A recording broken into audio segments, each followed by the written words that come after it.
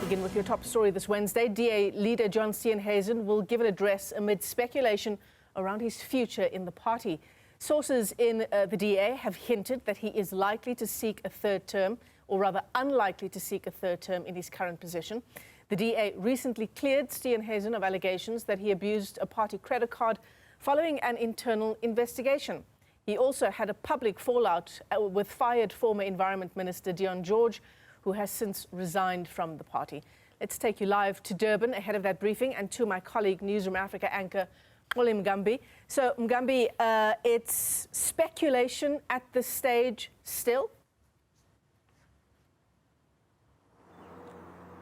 Indeed, Michelle Craig, it is still speculation, although the Democratic Alliance leader has urged the public, and I would want to thank us, members of the media, to avoid this speculation when he put out that tweet overnight to say avoid speculation.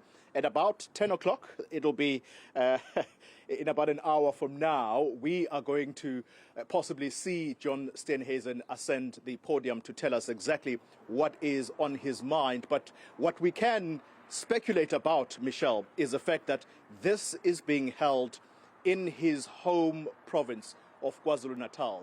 In South Africa, it's almost a trend that when a political leader is going to make an important decision, perhaps surrounding their political life, they go home. They go to where their roots are. And I want to think that this is possibly what John Steenhuisen is trying to tell us here in terms of what's that favorite word we normally like to use, the optics around this. And so John Steenhuisen has made a series of blunders. If you have been reading some of the media writings recently, and part of those is exactly what you have just mentioned, that embarrassing scandal surrounding the use of not only his own credit card, but also the party's credit card. The understanding there, though, Michelle, is that John Steenhuisen was cleared by the party's federal legal commission that is headed by Glenys Breitenbach. And so the person, though, who has continued to center or at least keep this narrative around is the ex-Minister of Environment, Dion George, who has since left even the Democratic Alliance, saying that if John Steenhuisen's finances are in trouble, then it means that he may possibly be beholden to this government of national unity, and therefore the Democratic Alliance could be compromised in the process, because if and when he needs to pull out of the GNU, he is unable to, because he is financially dependent on his government salary, so to speak. So we don't know what the facts really are. We hopefully are going to hear that from John Steenhuisen. And then there is the element about him and his portfolio, agriculture. Some farmers not happy with how he has handled the foot and mouth disease outbreak in South Africa. Some suggesting that he's been too slow to act, and Botswana has had to come to the rescue, so to speak, where we have gone to that country to try and get some of the vaccines. So that is just speculation and conjecture, Michelle. John Steenhuisen stressing that we have to stop speculating even about whether or not he is going to continue as leader of the Democratic Alliance because of the upcoming race. If you want to listen to his campaign manager, this is someone who also serves in government as a minister, Dean McPherson. He's very clear that all of the speculation that John Steenhuisen is pulling out of the race is unfounded, and therefore we should not continue on this path. So, what is true and what is false? We are going to have to wait and hear from John Steenhuisen this morning. I'm sure you've also been running some of the visual of where we are. This is the Riverside Hotel. We are at the rooftop. And the area, though, where this is going to be held is just on the back of this. And those visuals, you've seen some of the officials from the Democratic Alliance setting up the tables. So it promises to be a very, very interesting morning indeed. So 54 minutes to go until there's clarity around the DA's future, and particularly John Steenhuisen's future in the party, Xoli Mngambi.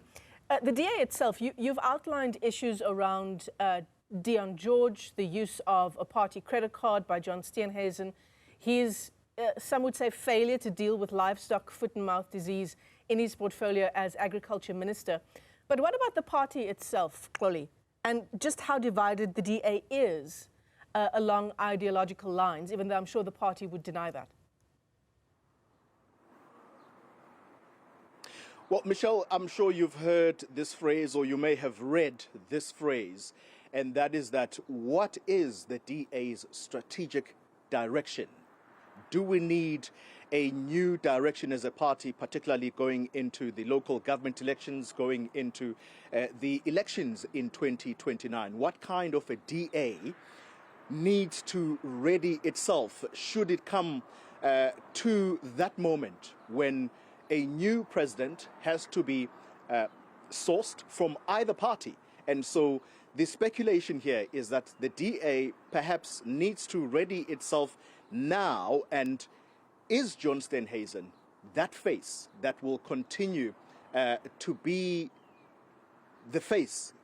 Must he continue to be the party's face going into 2029? And if so, does he have the capabilities of not being almost ANC light, as some people wanted to paint him and his current DA leadership to be, partly because of what we've just explained, Michelle, that John Steenhuisen seems beholden to his government position, and therefore this GNU, it may not be easy for him to pull out of it. And so all of these discussions now seem to center around exactly what you are asking. What is the DA's strategic policy future? What does it look like going into these important elections? These are some of the discussions that we possibly are going to have. I spoke to Tony Leon overnight, and he's clear that, again, he uses this word or this phrase, the strategic direction of the DA has got to be clear if the party is to make inroads into the near future, and if it is to cement its position as an alternative or as a government in waiting. And so John Steenhuisen, even though the criticism against him will be that he's no longer the party, or rather the face that the party would like to have, but some will credit him for actually managing to get the DA into the levers of power. The DA has 6 ministers in government. I think I'm right, Michelle, because at that time when the GNU was being discussed and the horse trading, it ended up with about 6 ministers, even though they would have wanted more. But here we are today talking about the DA, not just an opposition party, but a party that also contributes in the government of the day. At least that should be credit to John Steenhuisen. Yeah. But as I say, these discussions are going to continue, and we're going to have to hear how the DA shapes its policy direction going forward. Xoli Mngambi, thanks very much indeed. It's about 50 minutes or so until we get that clarity from John Steenhuisen. And of course, this is important as well, not only because of 2029, but because we are in an election here now.